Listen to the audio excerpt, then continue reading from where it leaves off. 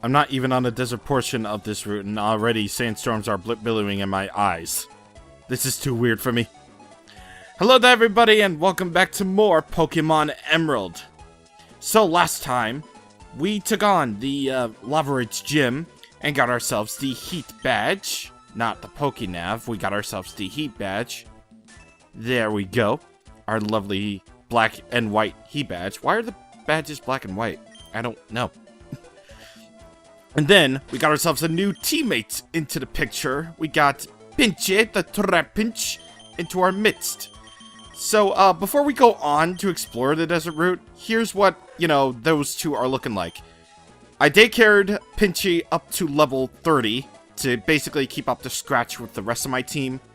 And during that whole process, Pinche only learned Sand Tomb, which is basically a ground type, wrap, bind, fire, spin, It's all good. Item Slave actually is about nearly 500 experience points away from actually evolving. Yeah, we're way past the point where Zigzagoon can evolve. And, it did learn Pin Missile and Covet, even though I, replaced Covet with Cut, as you can see. Covet is good. It can basically, it's a normal type thief, basically. But, I wanted this to be a slave for various reasons, so, I wanted to keep that role to him. Besides, or her, whatever. Besides, it's a good thing, really. Yes, it is indeed a good thing, because that's what it is. Anyway, right over here is that tower I mentioned in the last video right here. As you can clearly see, this guy will talk to you about the tower in the sand called the Mirage Tower.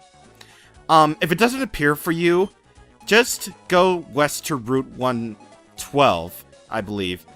Just, basically exit the Route 111 and then go back out until you see the Mirage Tower appear. So, you can have unlimited attempts at it, By the way, this is the Mirage Tower. You're going to need the Mach Bike, by the way. Because there are cracks on the floor right here that you can't even do anything about. If you stay on them for too long, the only way you're gonna be falling through the lower floors into, the previous floor. So that's why you have to be super fast on your Mach Bike. The Mach Bike is the only thing that can stand cracked holes like that. You're also going to need Rock Smash for this, which is why the lovely darling Zigzagoon is there as well. Quite obviously. But, anyway, let's see. Is there anything over here? Because I don't really think there is. No, there isn't. Okay, so, in Ruby and Sapphire, you would find these two little fashionable rocks right here. And, you would find them. You can only take one of them. But in Pokemon Emerald, this is where you would find these two. So right here is the Root Fossil. And over here is the Claw Fossil. These are our introduction to fossils. Basically, there are Pokemon in ancient times. And, some Pokemon are fossilized.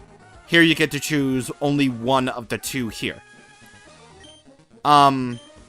I don't exactly remember when we can restore these fossils to, their original state. And, wait, actually, we could technically take care of that right away, actually.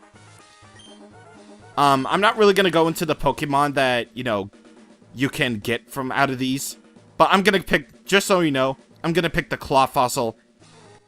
Because, I prefer, the Pokemon that goes from the Claw Fossil.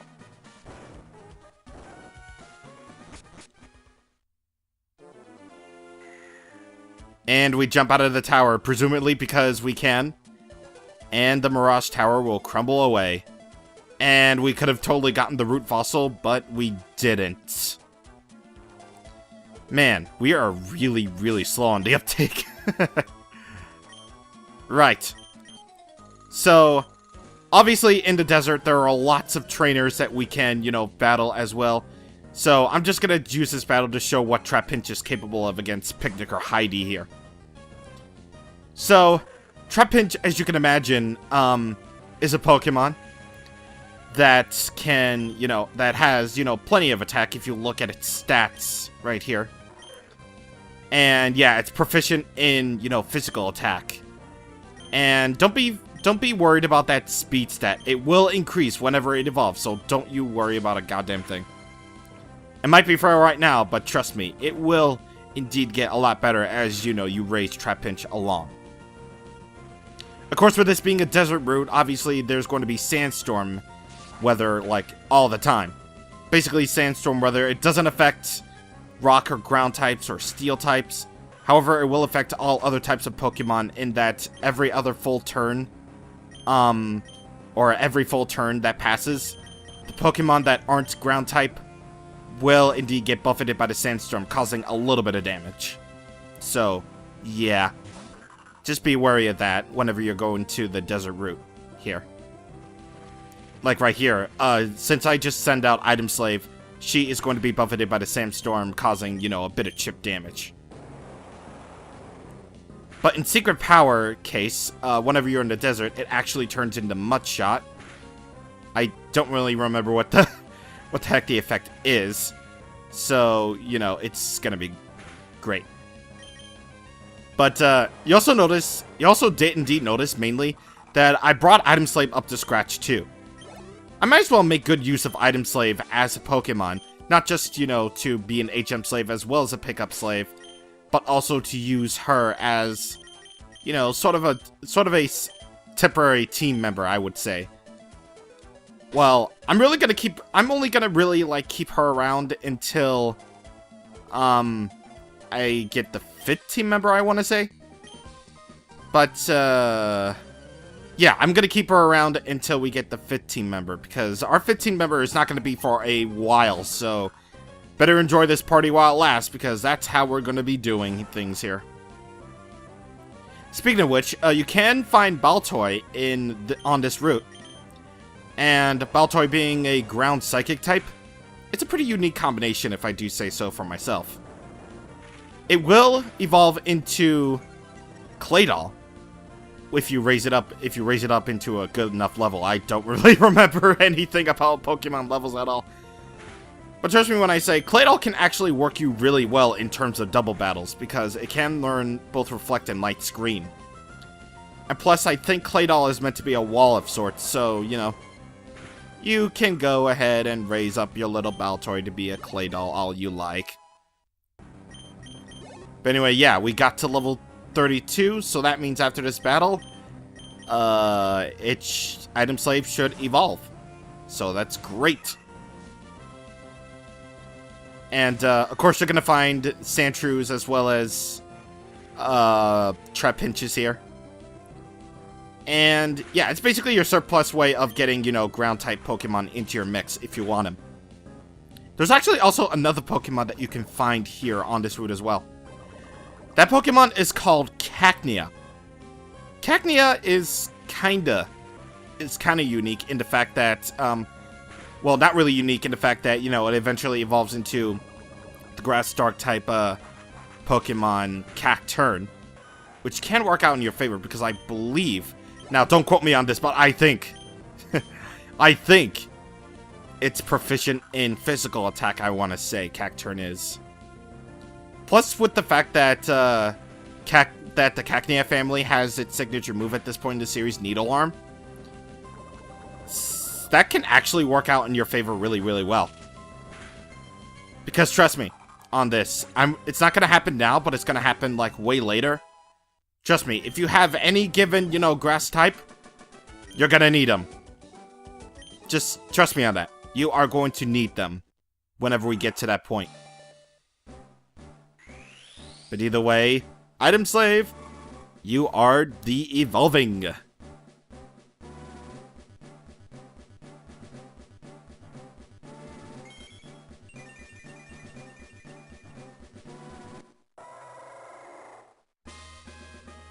Linoon, baby! Linoon can actually work out really well in your favor as well. Not just for pickups, but, it can also be a really good HM slave too. Because now we actually have, now that Linoon has evolved, it does have the ability to learn HM move that I'm probably going to teach on to Skipper anyway. But, you know, I'm going to teach it to Item Slave anyway, probably. I don't really know what the heck to even do with Linoon. But I taught, you know, Linoon Strength. So that means she's going to get the same type of attack bonus as well. So that's awesome. Do I have a repel? I think I do. Okay. And, yeah, it's poisoned. I'm gonna have to put Pitcher Berry on that. Okay. There we go. And Burb is now, you know, not confused anymore. Yeah, I already caught a Trapinch. What of it? Like, a Trapinch just showed up immediately. Immediately. But, anyway, I'm just showing you what trainers that you could possibly fight on here. I'm gonna be fighting them off-screen, possibly. Because, you know, I just want to find, like, any sort of items that I want to do on here. Like that rare candy over there, east of that picnicker. And a Stardust. I looked up items, wouldn't you know it? By the way, I do have to fight, you two.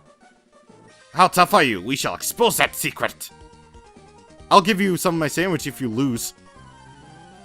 Sure. Whatever. I'm good with sandwiches, man. Come on. I'm good with the sandwiches. Also, your name is Brandon. Yeah, that's an original name. Brandon. Brandon, man. But anyway, I'm just using this battle to show off what Linoon is capable of in battle. Because it did surprisingly take out that, well, not really surprisingly, it did take out, you know, that Trapinch, that wild Trapinch I ran into off screen in, one hit with Strength. And Strength is actually a really, really decent attacking move. I believe it has, like, 80 power at this point. And, you know, with Linoon being a normal type, it gets same type attack bonus, so that's great. That is great. And of course, with this being a Sandstorm, Lesleaf and Item Slave will get the damage. Okay. Use Strength on him, and yeah. See? Again, Linoon can actually be pretty good. Despite being an HM Slave, you know. I may have kept Item Slave around for the pickup and stuff, but now, at this point, now that it has evolved, or she has evolved, Item Slave is going to make a pretty decent Pokemon in my eyes. Maybe that was the plan all along. But anyway, we got a Sandslash, which is Sandshrews evolved form right here. I don't know, like, I consider Sandslash to be alright. I mean, I used it in my Pokemon Leaf Green Let's Play. Not Green Let's Play, that would be going back all the way to the original games again. Sandslash is pretty decent enough. I mean, I wouldn't use it today, but I'd use it, like, before all the physical special stuff happens, you know? I'd still use it. But either way, that Sand attack won't even do anything to me because, you know, I have Feint Attack, which never ever misses. Oh, your strength, it is shrouded in mystery. Ha ha ha. Tick, I thought a sandwich would be enough of a bribe. Yes, you can bribe me with all the sandwiches in the world, and you won't be able to destroy me one single little bit. Why were you even thinking of doing a picnic out here in the sandstorm like this? Why? This cave right here? That's gonna be important for later. But right over here, we have TM37. That is Sandstorm. Obviously, it's obviously the effect that we're experiencing right here, and for 30 years I have searched for an ancient ruins. Am I to be challenged? Yes, because you're not only forcing yourself upon my Pokénav, but also because, you know, you got killed in 2 hits. Linoon is good. Linoon good. But either way, since we're going with ground types either way, I mean, I'm going to actually put Alola out front. Because, you know, we're facing ground types. And, yeah.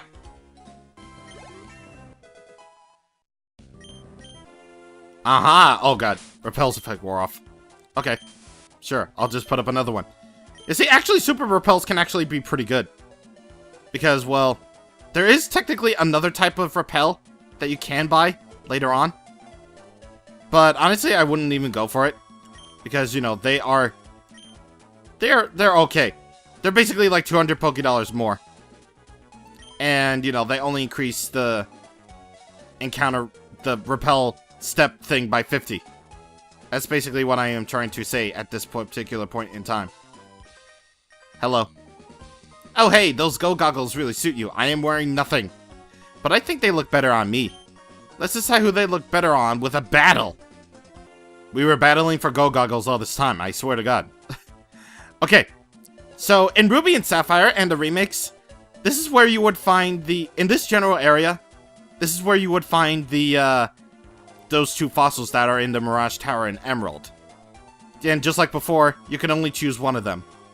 Because if you choose the other one, they will disappear into obscurity, I suppose. But either way, I think that about does it for, you know, this particular route. There really isn't anything else to do there, aside from, you know, other things. But before we go and end things, actually, I want to head back to Rustboro City. And what am I not doing on a bike? I want to head back to Rustboro City, actually, because, well, now that we have, you know, a fossil at our disposal, I do believe that in Rustboro City, we can actually do something with them, so give me a minute. Alright, so back here at the Devon Corporation, I do believe, one of these guys will do something with the, fossils. And talking with Pokemon, yada yada yada. Finding me new kinds of Pokeballs, Timer Balls, yeah. And that's a Pokénav. And would you describe features? No. I don't want to talk to you, genius. I want to talk to this guy. It resurrects Pokemon from fossils, and it's working! Wait, that thing you have, is that a Pokemon fossil? Would you like to bring that Pokemon back to life? I can with my newly developed fossil regenerator. Yes! Alright, so let's do this right away. So we hand over the thing to the guy, we step outside for a moment, and then we can go back and talk with him. Thanks for waiting. Your fossilized Pokemon has been brought back to life. The fossil was an ancient Pokemon. Anorith it was.